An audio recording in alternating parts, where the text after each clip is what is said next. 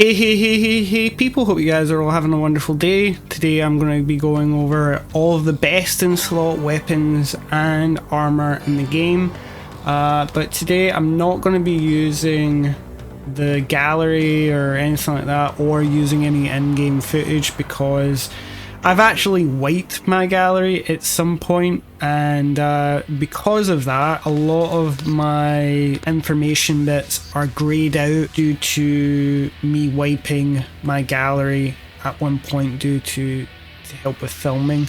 So we're going to be using the wiki today. That's fine, you know, because everything is on there, and there's a little bit about how to obtain each of the weapons and the description of these weapons. So you can just go find my video on this. I might mention what video it is as I go down through it. But another thing to just mention, that with perfect adaptation, there is obviously a best in slot weapon in the game that fits all externals. So weapon type doesn't really matter for the MC, but I'm just going to go over what's the best in slot for all of the characters who use that preferred weapon type. Without further ado, let's just get into Fist. So with Fist, there's a lot more good than bad. I would say this one kinda sucky,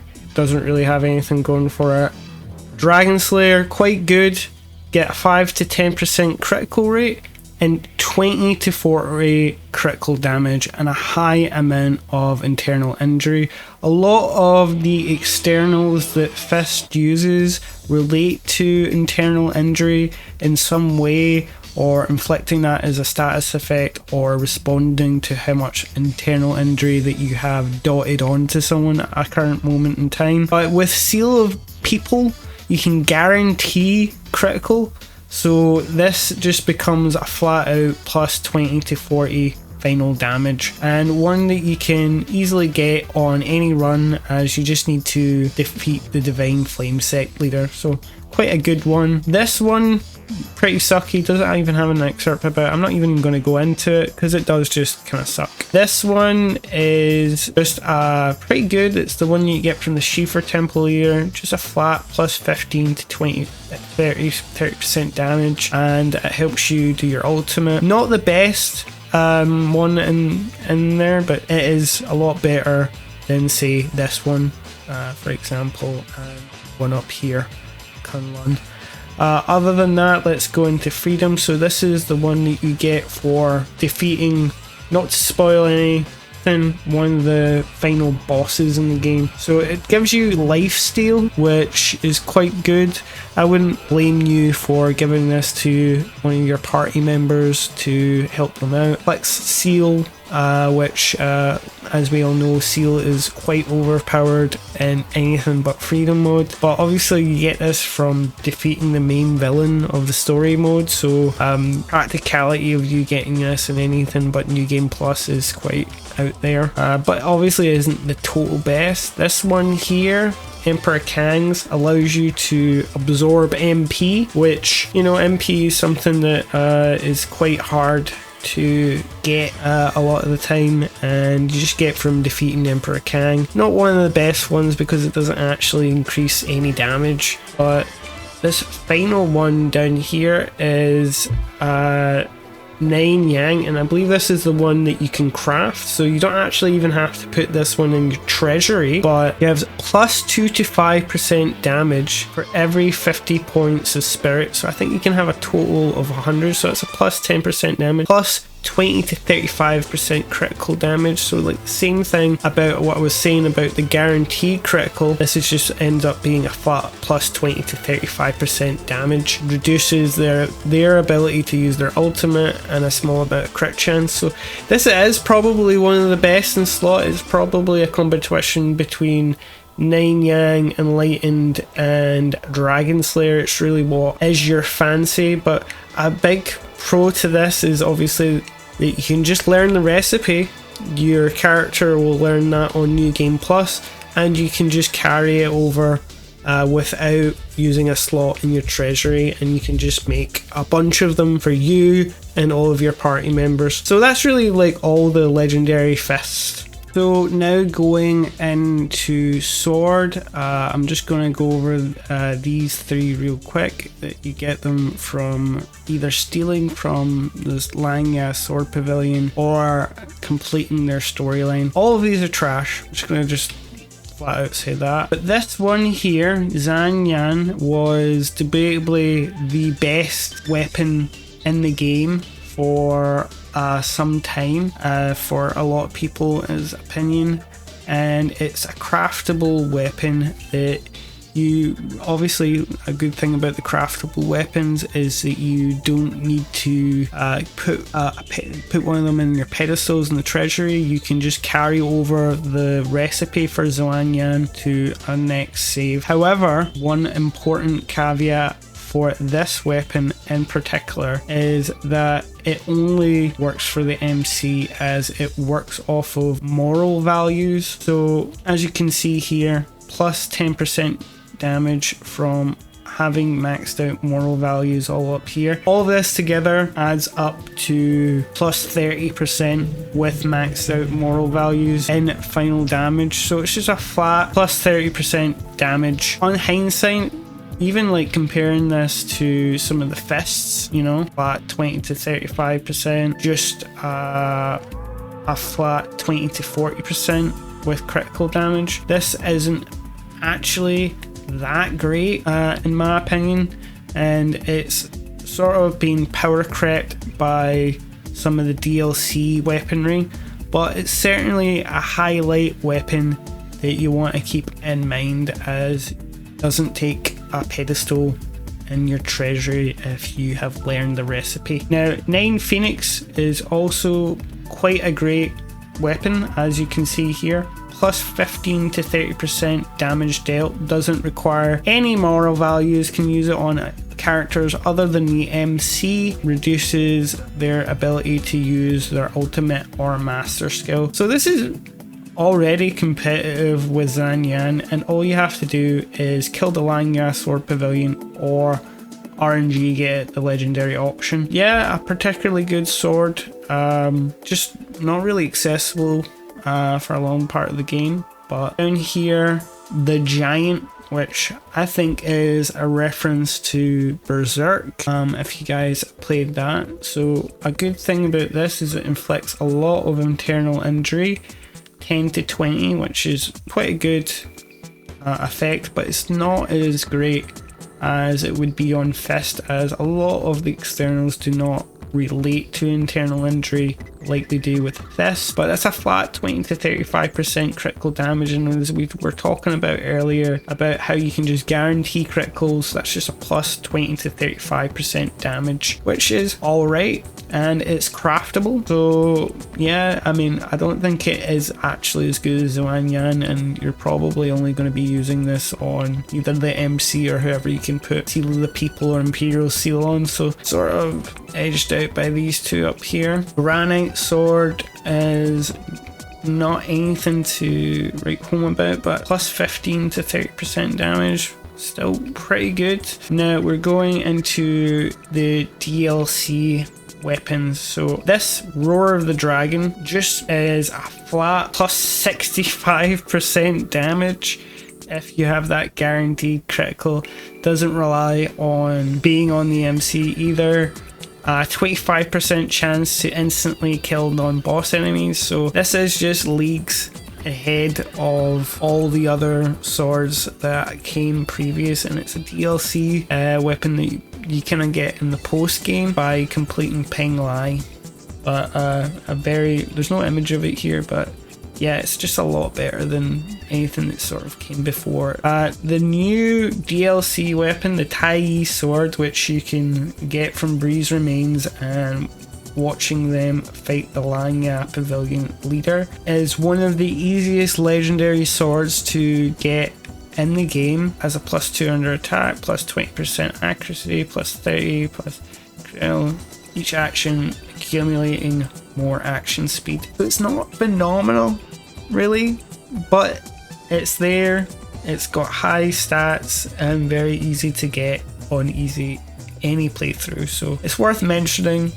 Probably the weakest sword, actually. So we're just going to get on to Saber. So as we get down to Blade and stuff like that, things start to sort of fall off. None of these are as good as the sword and fist, but how obtainable they are is certainly relevant. Saber Sparrow is sort of a highlight though. It gives you plus 20 to 30% critical damage, and the reason why I keep harping on about this is that final damage is basically everything, and the fact that this just gives a flat 20 to 30 damage buff if you have the guaranteed critical is good. Also 10 to 20% bleeding. A lot of the externals with Blade all relate to inflicting a high amount of bleeding, so that's something to keep in mind, but not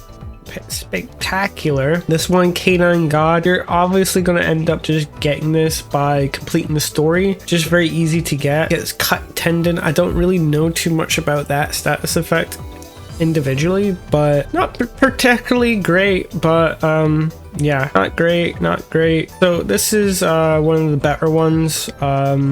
You get it from completing the Cold Skin Gang questline. You can also get it from the legendary auction, so you can technically get 2. Gives you plus 2% damage for every bleed done, and 20 to 30% to pierce armor. So this would be quite good on someone that maybe is not the MC, because you get pierce armor from Way of Nature, which is a very commonly picked up or obtained trait on character creation or within the story, so that sort of means it's not that great. Kill the Yan Yun Iron Army Leader in Chuchang Siege, and you get this one, Xing Tang, 5 to 10% healing for damage dealt. No final damage increase though, so it is what it is. And that's it.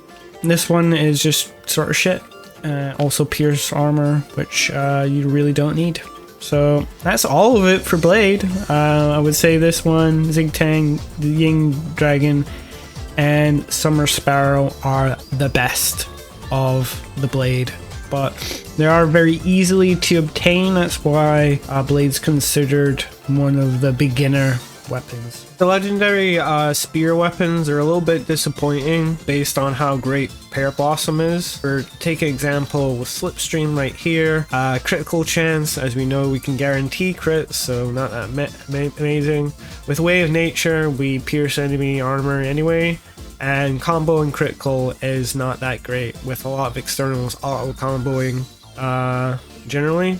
So this is very disappointing. Going down, Heaven Halberd, probably the best one, I'd say. Has crit chance, which is quite bad, but has a hefty damage dealt bonus and inflicts a reliable amount of sealed. Other than that, the other ones are quite disappointing. This is one of the craftable ones, Origin. Damage dealt based on your spirit, and you sort of want to use your spirit as it's your ultimate, and the other effects aren't that amazing. Combo and backstab, reduce enemies action speed. It's not amazing. Dragon's Courage would probably be the second best in slot. It does the damage dealt for spirit, but also inflicts seal and internal injury. But the best spear is definitely Heaven's Halberd, I believe. But the one thing about this is it's quite accessible, and this one is craftable. But it is what it is. You're probably better going over to Staff, and we'll just get into Staff real quickly, as you'll be surprised that Zhu Yin is probably one of the best weapons in the game. Has a bonus 20 to 35% critical damage, as well as a plus 15 to 30% damage dealt, which is comparable to the Omega sword you get at the end of Peng Lai. Has a bit of critical chance, which is okay, I guess, and is craftable. So this is up there so far. This is contender for best weapon in the game. It's craftable, so it doesn't use up one of your treasury slots. So this one is hacked in. This one is deliberately bad. It's like uses more MP, gets nothing out of it really. Very bad. This one you get from doing like the opposite of Soul Eating skill, like team up against Wang Lang and take his scriptures and giving it to Hei Yun, and you get this staff. It's not really that good. And Mountain Suppressor, which is okay. It has a hefty amount of critical damage, which you can get with critical, but outside of that, it's just not that great. But you get it really easily, so it's a plus, I guess. Well, now we're going to get into short weapons. So moving on to short weapons, most of them are sort of trash. This one's not that bad. It's got a little bit of critical damage. This one's like utter trash that just gives pierce armor and spirit. This one is combo related and ultimate related, which sort of sucks. But this one here is quite interesting in that it gives you a solid plus 15 to plus 30 damage based on your machinery, and a plus 20 to 30 critical damage, which is a sizable amount of damage. If you remember back to the sword and the staff weapon that I said was quite good, this is in like the top tiers of those. Unfortunately, it doesn't have an image, but you get it from the Duke Chai's quest. But yeah, one of the best weapons in the game, and it's on short. Just unfortunate the martial arts aren't that great, and I'll cover martial arts soon. Moving on to knives and stuff like that. This one's data mined in, we won't even cover it, but this one's probably one of the best ones. Got a lot of bit of life steal, but this whole like combo and critical and pierce damage thing is not really going to get any work done, I believe. And there's one missing here, which is this one here, which is probably quite good. It's got a little bit of seal and stuff like that. So yeah, it's certainly really cool. And I think this is the, this is the Mo Yan that I showed you guys earlier. Anyway, going down to brush and pen is sort of disappointing. The mysterious yellow, you can only get it as part of the Confucius sect, and getting to like the late stages of it, and you need to beat a level 95 guy to get it, and it does a sizable amount of damage dealt, so it's not that bad. But this one here is just completely just meh. It does inflict a lot sealed, but not crazy. This one's also data mined in. And then finally the flame seal, possibly a top contender. It has a unique gimmick in that you can use all the other short type martial arts, so knife, pen, and fan with this. So it's sort of like perfect adaptation. That's a very interesting thing, but the unfortunate part is that most of the short martial arts aren't that worth using something that barely doesn't even give you any more damage.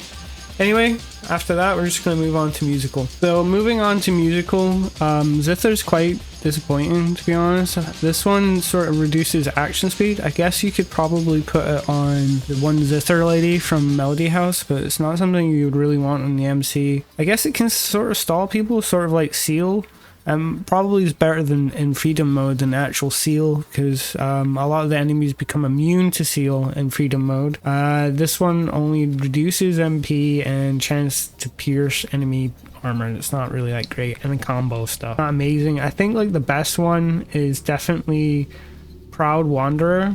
The reason why is like musicals sort of assume that you are using perfect adaptation, which at that point, why aren't you using a sword or quarterstaff or that cool fan? And yeah, because a lot of the martial arts within musical rely on each other, so like if you have this Zither manual learned, you get more damage, etc. It's a strange build. This one does 20 to 30% chance to do unconscious, which I don't know what is. I'm assuming it's some form of weird sealed, which might be cool, and I might have to do a little bit of an investigation into this. I'll let you guys know in the comments if this is a big thing, but also just reduces action speed a little bit. Not great, but this one does like 10 to 20 sealed, which I know what is, and a slight amount of damage increase for every point of musical. Now you can get your musical up an extreme insane levels. If you don't know about skill levels, see if you put your character back and start learning all the manuals from the get-go, then learn the purple manuals, and then learn the the orange manuals, you know. You can get your music really up there. I don't know like the peak of how high you can get your musical, but there's also like things in the game where you get musical from training with people, so it's interesting to see how high that damage dealt could go up to, but I don't have the time to experiment this. But this is a very interesting one, this flute one. The loot ones are sort of miss as well. It's reduce their ultimate gain, you gain more ultimate, and a bit of critical, so it's really bad. And then you get this one, which you get guaranteed from the Melody House Leader when you do that quest line, and it's pierce damage, pierce armor, and a slight status effect, which I assume is what Unconscious is. So I would say the best musical is Proud Wanderer. And now that we've went through the entire list, I'll just tell you what the best weapons in the game are. So musical, this would be Proud Wanderer, the Moyan, which would be the best short, and then with long, it's definitely the Zhu Yin, and then the best sword is definitely this Roar of the Dragon thing here. Fist, I think we went through Fist. It's sort of a toss-up. There's very good ones. I'd say it's either Dragon Slayer, Enlightened, and then there's the other ones with slight health gain. The Nine Yang is also, I think this is the one that's craftable as well, is quite good. But other than that, this is me going down all the legendary weapons. I hope this hasn't been too long of a video that I've lost your attention. But like, comment, and subscribe. I'm going to cover the armor as well, and as well as accessories. And anyway, I hope you guys have a wonderful day, and I'll check in with you guys soon.